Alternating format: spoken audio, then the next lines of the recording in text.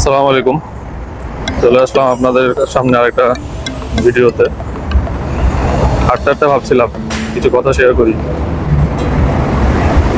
দেখুন, নিজেকে যদি ভালো রাখতে না পারেন তাহলে আপনার আশেপাশে যারা আছে তাদেরকে আপনি ভালোবাসেন, তাদেরকে ভালো কি করে রাখবেন?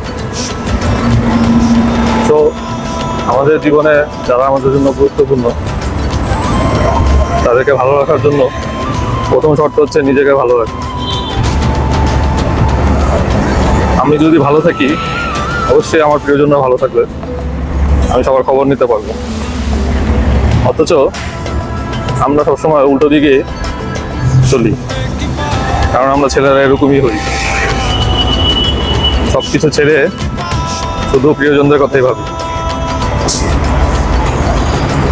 সবাই ভালো থাকবেন, ইনশাল্লাহ আরেকটা ভিডিওতে দেখা হবে। আল্লাহ হাফেজ।